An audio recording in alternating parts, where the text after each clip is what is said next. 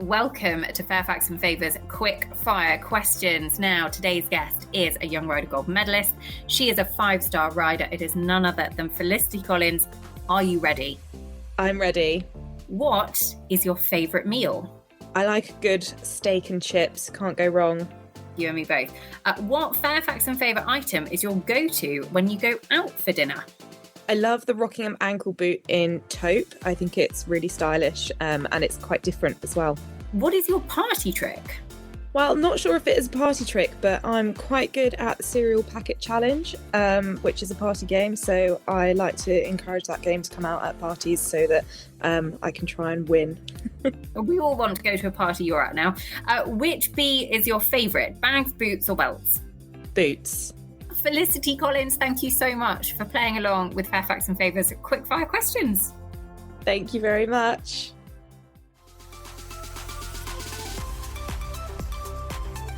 So we're back with another Grassroots show on the Echo Ratings Eventing podcast. And listeners, last month's show, you would have heard we were out searching for riders to follow this year on the Grassroots show. And we had so many fantastic applications. It was really, really hard for us to pick.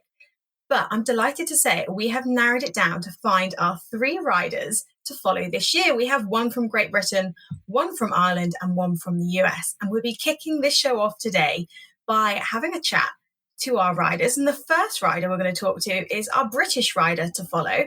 Welcome to the show, Joss Stewardson. Hi, thank you very much, Rosie, for having me. Oh no, we're delighted to have you as part of one of our riders to watch. So introduce us to yourself and tell us about some of the horses that you've got this season. So my name's Joss and I am in the north of England in the Lake District. And I run a small livery yard and business, and I do some other bits as well to keep busy. And the horses I've got at the moment is a horse who will hopefully come out at the 90 this year.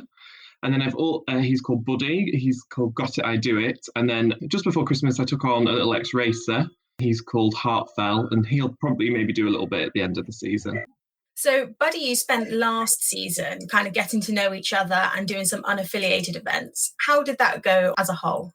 Yeah, so Buddy, I got Buddy in March at the end of last year after the horse that I had before. We decided, he's not really going to event. So I spent just a bit of a time getting to know him. He had evented before, so I just wanted to spend a bit of time getting to know him. So I went to my local riding club and just potted around with him. And then in the summer, I picked him up and we did a bit of unaffiliated stuff locally. Yeah, it was good. So my dressage is getting better. So generally I'm in the mid-30s, but I've worked really hard over the winter to sort of try bring it down a bit. And then we're quite reliable for about 2 down at the moment. But again, working on that really hard. But he's really good cross-country horse. And it's a good job I was going unaffiliated, just getting to know him, because I kept coming home way too fast because he was much quicker than that I'd expected because he's so big striding. So I think one I did come home a minute inside the time, which is the first time I've ever done that. I have obviously evented on my other horses before, and I knew usually about a minute over. So when I came home a minute inside, even my mum was like, oh, gosh. We were all dead surprised. So it's just finding the right balance of brakes and control, because I'm sure you're in control, but you're just covering the ground very nicely. Yeah, I think this horse is really easy, and you don't have to mess around with him, don't have to set him up. So I think I'm just cruising along, not really, just having a bit too much of a nice time. And how does it feel coming back into eventing? Because you had a bit of a break, because you competed at a high level previously. You've been up to 2-star with your previous horses, and then you had a bit of a break. How does it feel coming back? So I must admit, I found the break. I thought it'd be dead easy to come back. So my horse that I went up to intermediate 2-star on, I only got halfway around on intermediate. So you've got to have a little bit of a je ne sais quoi. So he went off, and then it just took me ages to find something again that was suitable. So that was then the horse that I got was more happier show jumping, and then he turned into a bit of a bad traveller. So that was tricky. And then I broke my collarbone, and then after that, I found it really hard to come back to it. But this horse has been a lovely, easy horse for me to settle back into the rhythm of, being out eventing and So I have settled back into it, but it has taken a lot longer than I'd expected. Do you think it was just a bit overwhelming coming back, or was it just hard finding the right point to come back? So I broke my collarbone in COVID, and then the NHS was overwhelmed and stuff that my x-ray got missed. So they said, oh, you've healed, you're fine. And it wasn't, it was broken. So I missed the 2020 season. Then when they actually realised it was still broken, they had to mend it in 2021. So I missed 2021. And then by the time I'd actually got all that sorted and levelled out, and then I ended up having to have quite a bit of time off when I had it all plated. So then I just started hunting. That was the biggest thing that got me back into it. Was just stop messing, because I can be really bad for like messing around for like ages, thinking, oh, I'll go to this riding club and I'll do this. And then, but when I started hunting again, that's what kicked me into touch. So you've gone basically a whole year with a broken collarbone. Yeah, I did. So it happened in March 2020 at the very start of COVID. And then they said, oh, you'll be fine. Just wear it in a sling for 5 weeks. And then I was probably a bit desperate to get back riding as well, because I wasn't doing anything else. So I just kept riding. And then I got through 2020. It was fine. It was a bit dodgy. I just show jumped. I think I did 190, but it wasn't nothing to write home about. And then in the winter, when it got really cold, I just noticed that I couldn't like use my right arm as much. And yeah, my friend came to ride and she said, all your horses are drifting left all the time. She said, it's not really like your horses either. And so I stopped riding, and then I went for this x-ray and they were like, oh, your collarbone's obliterated, it won't heal. That was that all, but I still kept on riding because I thought, oh well, so I just hacked around. And then after that, it just took me a bit longer to get back into it. Us horsey people do seem to just carry on no matter what. You know, you're riding with a broken collarbone and you don't really mind. You're just so passionate. You just want to get on with it. When you said that you had previously show jumped and now you're back at eventing, what is it about eventing that, you know, really makes you want to do it? Because, you know, there's so many different equestrian sports we could choose, but why eventing? I've always loved eventing. So even like when I always followed it like mad. But I think when you go to an event, I just think it's always really friendly, and it's always quite like, oh, we're all in it together. Like you all walk the course together. The events feel really friendly. That buzz of cross country doesn't. That's what I think we all do it for, really. And also, I do really like riding, like all the flat work and stuff. So I do really like doing a test and having that sort of aim to get better for.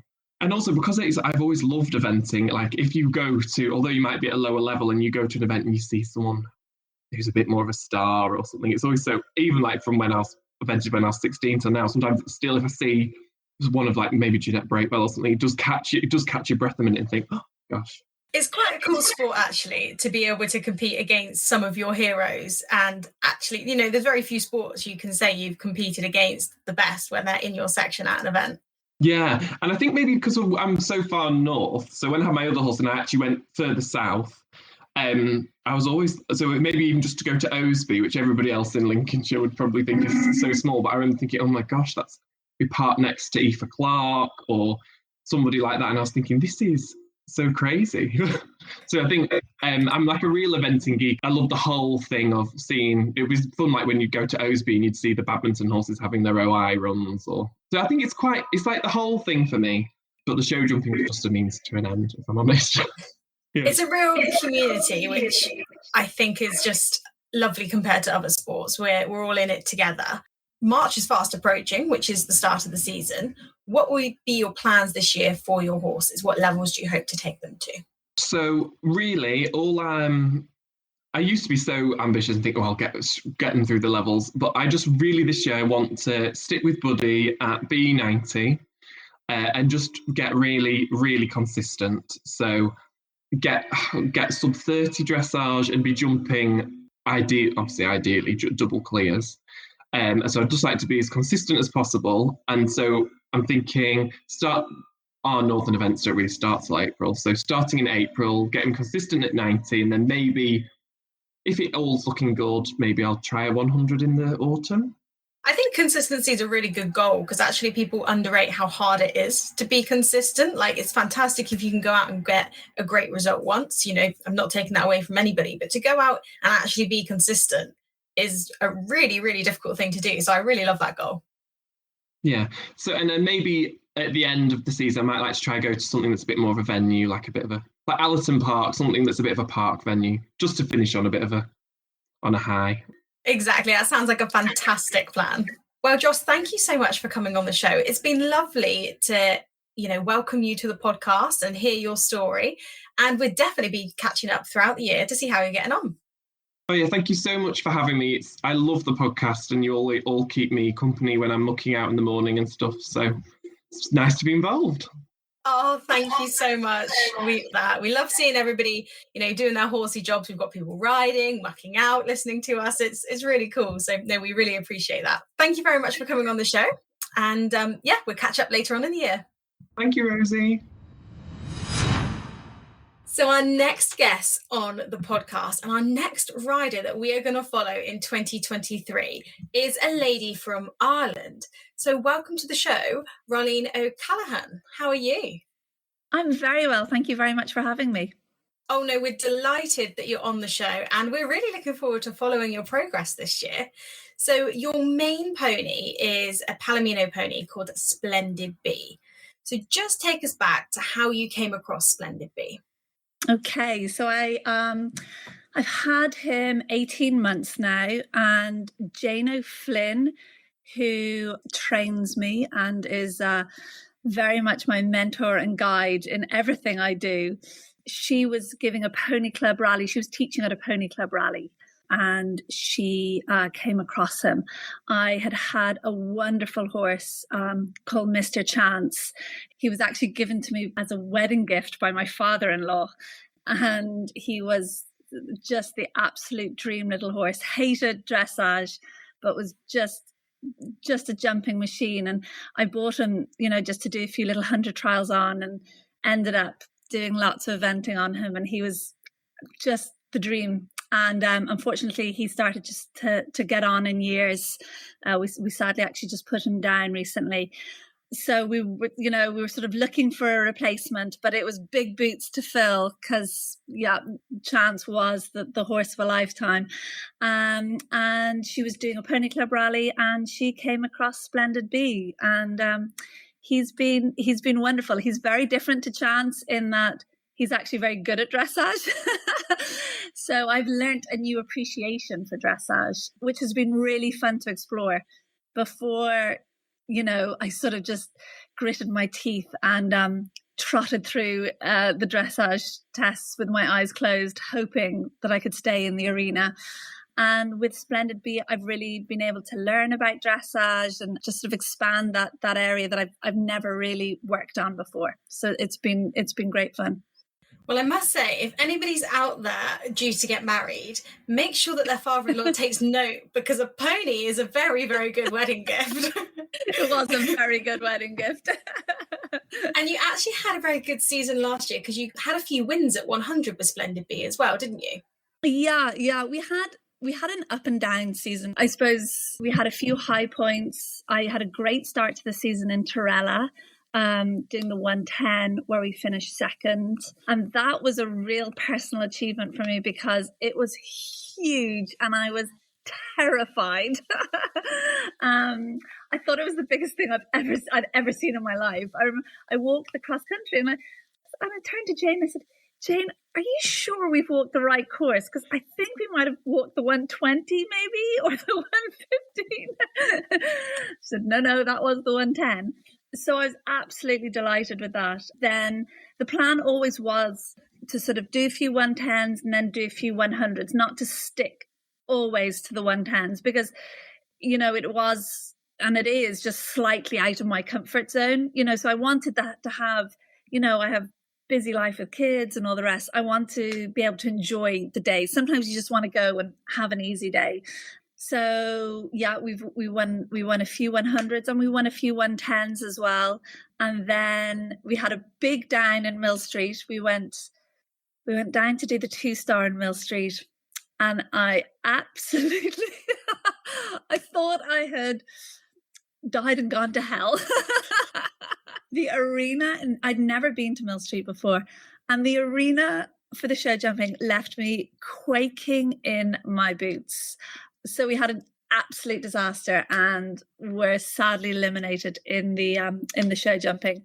So I drove home from Mill Street on my own, sort of 2.5 hours, just cried. Just my car was soaking wet, my t-shirt was soaking wet. I cried solidly the whole way home. Probably cried for about 2 or 3 days afterwards, and regrouped. And actually we had booked a family holiday, so it was nice then to come out after that and have a few wins as well, and make sure that I enjoy him and enjoy the sport again. I can't always frighten myself. So you mentioned there that you've got kids. You've actually got 3 kids. How on earth do you juggle eventing and 3 kids? I think I might be the most organized person in the world. I can tell you exactly what I am doing at any moment of any day for the next 7 days. I can tell you what we're eating for supper. I can tell you what I'm packing for their school lunches, and I can tell you to the minute what I'm doing. And do you know what? Jane is so wonderful as well. If it comes that something fails, the system fails in some way, I pack them all up in the car, bring down, a football and a few things. They love digging in the sand or something of the arena, on the side of the arena. And yeah, I tell them, sorry, but you got to look after yourselves for the next hour. Keep yourself entertained, you'll be fine. Yeah, this is mummy time. Do any of your kids ride? Yeah, we've got so I've 3 children. William has just turned 6, Eva has just turned 5, and Walter's 3. And we have 2 little ponies, Ginger and Patience, and we're blessed with them. They're not in any way smart, but they're very safe little ploddy ponies. And yeah, we just, nothing competitive. We just go out and enjoy them, and it's fun for them they do the odd little show and things, and they enjoy it, especially the fancy dress. That's the biggest hit. Fancy dress is the best bit. Yeah, it's my nightmare. I'm arts and crafts was never my thing, but it's what they enjoy. What are their costumes is the big question. Oh, they range from a stripy bath towel, which was Joseph in the Technicolor Dreamcoat, and literally it was a stripy bathrobe, and that was it, to the boys, of course, love Batman, Spider-Man, anything like that. Army was a good one. So not only have you got 3 kids and your wonderful pony Splendid Bee, you've now actually taken on an ex-racehorse. Is this the first time you've taken on an ex-racehorse? It is. And he's a wonderful looking horse. He's a horse that we actually bred with my husband has, we have a stud here. So he's a horse we bred and didn't sell, ended up putting him in training, and he won a few. He was with Joseph O'Brien, and now he last ran on Stevens's Day, Boxing Day, and he's just started a new life. So he's a really lovely horse. He's by Dark Angel. He's very good looking. He moves beautifully, but it's very new to him, So we've done combined training. Jane has us already started off in the season with gusto. We've been up to Colossery doing combined training with Splendid Bee the last 2 weeks, and I brought him as well. And he didn't compete, obviously. It was just to sort of get him used to being on the lorry and standing in the lorry and horses coming on and off, and rode him around. And Susie Shackleton, who works for Jane, is Jane's rider. She trotted him around the arena a few times. We've done that so far, and that's it. And I've gone over trotting poles with him, and that's as far as it goes. Well, it's just going back to basics with him and getting him going. And it's nice that you're taking it slow and letting him take it all in, because it can be quite a change. Yeah, it's such a change for them. Even the first day after Colossery, where he, as I say, he did nothing other than trot around, the warm-up arena for 5 minutes. The next day, on the Sunday, he slept the whole day, like panned out in the stable, exhausted. And it's just sort of the mental change for him, even, just standing in the horse box and the horses coming and going. And yeah, he was absolutely exhausted for the day. And have you found it different going from a pony onto a racehorse yourself when you're riding? Yes, I'm fine in the trot, and I'm, trotting away, and I'm like, okay, I can do this. And then, Jane will say, okay, try a canter. I'm like, Jane, what's happened? Suddenly, in 3 strides, we're at the other side of the arena. I'm like, whoa. I don't know how to turn him yet. I don't know how to do circles on him yet. Mr. Chance, the horse, my first horse, he was, he was just 16 hands, and Splendid B is sort of 15-1 or 2. And this guy is sort of 16-3. So, even that is a huge shock for me. I sort of get up in him and think, why isn't he on the bit? Why can't I get him to canter? I don't understand. And I have to say, no, he's a baby, and he has to learn everything. It's a totally new journey. And I know from a few big gangly ones I've had to ride, keeping them in the arena sounds easy, but it's very hard. No, it's very difficult. Yeah, I've struggled with that. So on to 2023, what will be your goals for your 2 boys? With Dante's Pass, who's the racehorse, I would love just to, by the end of the season, just, be able to bring him out and do an 80s or, a 90s or something. I mean, even I say the end of the season, really, I would hope mid-season I could bring him out. Hopefully I could get to that point with him. Other than that, I have no real aims for him yet. I really need to see what he is. We haven't jumped him yet properly. We haven't. So he's very much just a project. And then my aims at Splendid B, I don't know, should I, do you say them out loud and then fall flat in your face? I would love to go back to Mill Street in June, the beginning of June, to the 1-star, not to the 2-star. I feel I have unfinished business in Mill Street that I need to get over. And I would love to try and do well in the 1-star in Mill Street. And then Kilgeiki, I'd like to mix it up and do a few 110s with him as well, but mostly the 100s. I'm really excited as well about the national championships in Nakarn this year. So that would be a fun aim as well. They sound like some really good goals. And I think it's great that you're going to go back to Mill Street and conquer Mill Street. That's the goal. Try and not cry in that arena again. I can tell you now that many of our listeners have probably listened to you saying that you cried the whole way home and gone, yeah, I've done the same on multiple occasions. We've all been there. Oh, well, it's been so lovely to talk to you, Rolline, and hear your story and where you want to go with your boys. And we'll be checking in throughout the year to see how you get on. Wonderful. Thank you very much. And thank you for the opportunity.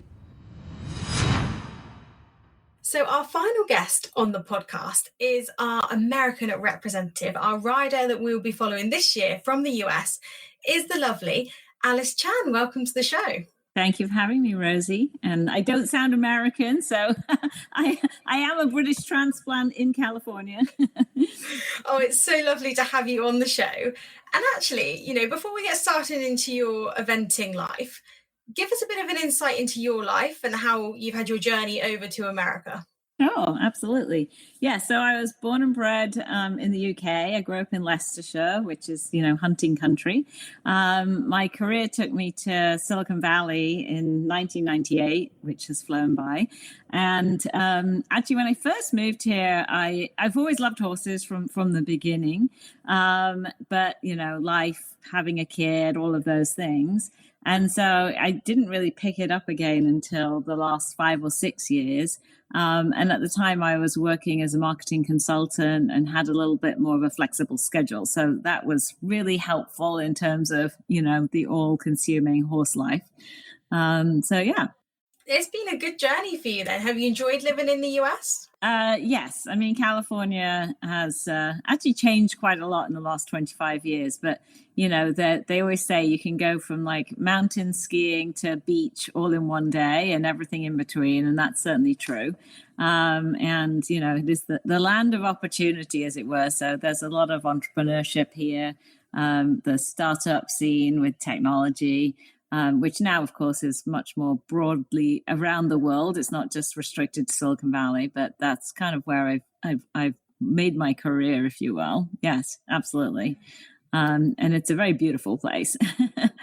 Sounds amazing. I'm very jealous, sat in a very gloomy room in Dorset. Well, you know, the grass is always greener, as they say. So on to your eventing life now. Where did your journey begin with your wonderful little mare, Merrywold Quintessa? So, funnily enough, I followed my then 12-year-old son into eventing.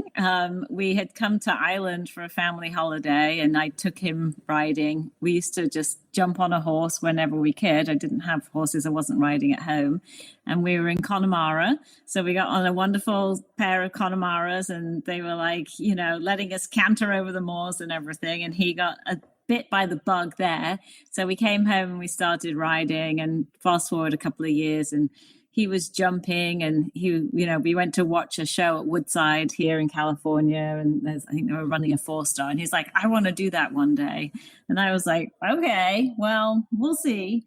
And anyway, I kind of followed his passion. He was starting to kind of go out with his friends more, and I was finding myself like hanging around at the weekends going, what am I going to do? So I picked up a little mare, 3-year-old Morgan.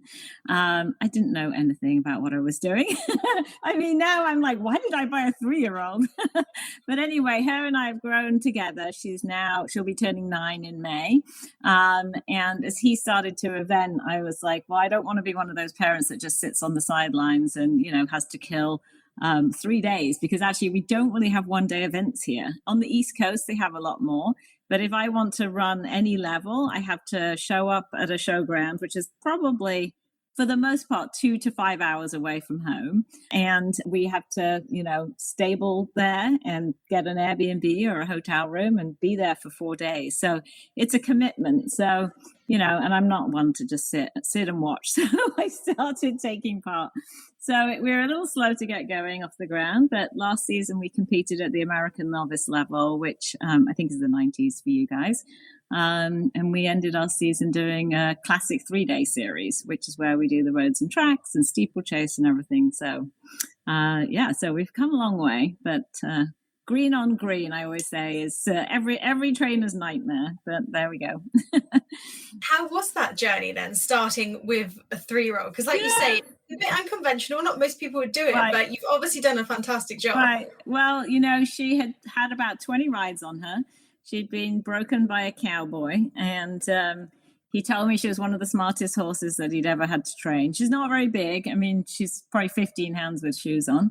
And we spent the first year, you know, really just pottering around, like no collection. I mean, you know, she just was like just getting used to wandering. So she's very brave. She was happy to like hack out on her own. And then, you know, over the last few years, we've gone to a couple of different trainers who have specialized in eventing. Along the way, I acquired another horse because my son decided he had to have his own horse. And I'm now riding that horse too, because my son has, left home and is not eventing on a daily basis anymore. But yeah, you know, we had our ups and downs. I mean, I found, you know, in the beginning, I didn't even want to jump. In fact, we started out doing horseback archery. So we've come a long way, which does teach you a lot about balance, because you have to be able to be in perfect balance so that you can use your hands to draw bows and arrows and you're not leaning on reins or anything like that. So we're versatile, if nothing else. And so, it was just finding the right trainer. Honestly, things like finding the right saddle. I mean, like I used to just have like terrible experiences with jumping where I'd be losing my balance all the time. And then finally I got the right saddle. I was like, oh, this is what it's supposed to feel like, you know. And she's very brave and she trusts me. And as I learn to, you know, understand when she was asking me a question and I would respond, then, you know, we had a lot of success. I mean, I think we've only had one stop on cross country in 2 years. So, you know, I'm very proud of that. And, you know, it's been great. And I've done a lot of clinics. I just did one last weekend with Liz Halliday Sharp, which was great. Done clinics with Hawley Bennett, with Boyd Martin. And so, you know, I always try and learn as much as I can. And then I've been a part of the Lucinda Green Cross Country Academy online, which, you know, you're like, how much can you learn really online? But it's been a phenomenal resource. And that's been a great help as well. And just making friends around the world, actually, you know, in the similar boat. So, yes, I came to this late in my 4th decade. I do wish I bounced a bit better, but other than that, you know, we give it our best shot, you know. Lucinda Green's cross-country masterclasses that she's doing, that everybody can be part of, are phenomenal. And like I say, you think, how much can you learn online? But it's really surprising how much you can take from them. Oh, so much. And when you're part of the academy, like every week, there's like new videos, new exercises. I now keep my horses at home. So, you know, made life even harder for myself. And so we have a little field and I'm able to set up some of the exercises. And, you know, a lot of her, you know, teaching is about just getting them to be more sure-footed on uneven ground. And like, you know, most people here don't hack on the roads, but I live in a little kind of semi-rural area. And so we're the kind of crazy people that take our horses out and kind of hack up and down the roads and go on the grass verges and find the stretches to canter on and all that kind of stuff. So that's been really fun. But yeah, it's phenomenal. And you can actually learn a lot by watching other people. And so, you know, they show videos of like, you know, what to do and what not to do, and then you try it out yourself. So that's been great. So I also want to pick up on the horseback archery. I've never heard of before. That's incredible. Did you do that competitively, or was that just no, fun? I was never good enough. Again, I followed my son. That was the first thing that he wanted to do on horseback. So, you know, you start out by learning how to do it walking, then trotting, and then ultimately cantering. And, you know, the really good people gallop down tracks. And, you know, there's even people that are jumping and shooting bows and arrows at the same time. So, you know, it's a really interesting sport. It's not the best sport for the horse, to be honest, because they're like flat on the forehand a lot, and obviously you're not using reins, right? So they would have to be an amazing self-carried all the time to like you know, really be able to carry themselves. But it was very fun. I mean, it's a lot harder than it looks. Well, it probably looks hard too.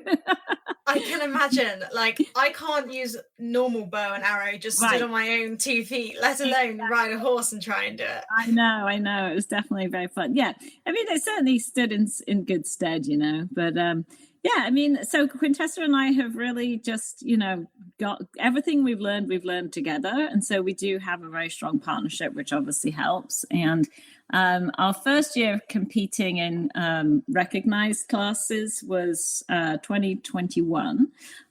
Previously, we were doing like the intros and the starters, which are normally, they're just kind of schooling tests. And I'm proud to say that we were California's Rookie of the Year combination based on the points that we scored. So that was very exciting when I found out about that. And now, you know, the big thing, you guys talk about it a lot on the show, is, you know, this level dressage is so influential. And I will say it's not really our strong point. So we're working on it and we're getting better. And we went to the AECs last year in Rebecca Farm as well. So that was a 2-day drive. It's nothing is close around here. So, you know, you've got to be very dedicated, I will say. But I've made amazing friends, and, you know, from actually all around the world and, you know, across the country. And, you know, it's been a really terrific journey. So this year, the goals, we're like, you know, taking it slowly and seeing what we can accomplish next, you know. The commitment in America just astounds me, how far you guys have got to travel to get to events. I think it's phenomenal. And although you say your dressage isn't the best, you had some really good results. You're very rarely outside the top 10. You're very, very consistent. Oh, well, thank you. I mean, it's always interesting to see someone else's perspective, right? Yeah. I mean, I love that elusive, we have the blue ribbons here for first place instead of red, but like the elusive blue, maybe one day, but for that here, the dressage has got to be in the 20s, and I've never broken a 20 something at this point, but it's definitely it's tough because at this level, you see a lot of horses that are coming down the levels. So there's like the real schoolmaster types that are just like, yep, I got it. Or then even, you see warm bloods and dressage horses that maybe won't go much higher than maybe they'll go to training, but they can really just kill it in the dressage. So, and we're a little bit more of that all around unconventional. So other than bringing your dressage score down a little bit, have you got your eyes set on any particular goal this season, any particular event? Yeah, I mean, I think we're going to start the season at Twin Rivers, which I don't know if you saw was completely underwater just about 4 weeks ago. We've had all these terrible floods here in California. California now is like either flood, fire, it's a pretty tough place to live these days. So we'll go back out at novice for our first run. And we've been working really hard over the last few months on that move up to training, but I'm not going to push it. I was talking to a friend the other day in the UK, and I guess she was surprised that we have to do like triples, combinations and stuff at the training level. So that's the meters here. So they're getting very technical, I would say, at all levels. And so for her not being so tall, I have to be really precise because, she's brave and I don't want to put her in a bad situation where the striding is like slightly off, right? So everything's built for a horse stride, and we can make the horse strides, but, we can't make them like all the time. So I'm working on consistency, being a little bit more precise. She's scopy. She's mighty. So if when we're ready, if we're both feeling confident and we're like super, super bored of going novice, then we'll give training a shot. But, I think we'll try and break it down a little bit and go to some dressage schooling shows, go to some jumper schooling shows, do some cross-country schooling, and just see when we feel like putting it all together, Yeah, definitely in the UK, you would not get a triple in at like a 100 event, which is the same level as training. Right. That is technical. Yeah, and the skinnies, and I was looking at a course at Ramtap. They've got like a big hanging log down into water. I'm like, that looks like a prelim question. I'm like, I don't know. And bear in mind, every time we do something like that, it's both of our first time. So, I really don't want to kind of, I don't want to affect her confidence or mine. And like, I think you start realizing that, confidence is a fragile thing to be taken care of. It's not something that I want to, take lightly, No, I totally get that. And I think you're doing definitely the right move to make sure that you stay confident and consistent throughout the season. Yeah. Thank you so much for coming on the show, Alice. Welcome. Yeah, telling us a bit more about you and your lovely horse. And we're going to be looking forward to following you throughout the year. Oh, thank you. And I just say to anyone out there listening, like, it's never too late. You're never too old. I mean, just go for it. If you don't try, you'll always wonder what it would have been, And I had no intention to event, and here I am. So, well, I think that's some fantastic advice. And like you say, anyone can give it a go. Yeah, exactly. Thank you, Rosie. That's okay. Thank you, listeners, for tuning in. And thank you, everybody, for your applications to be our riders to follow this year. But these are our free to watch. We'll be checking in with them later on in the year, probably around July time, and then probably in November to see how they're getting on. But I hope you've enjoyed our riders to follow in 2023.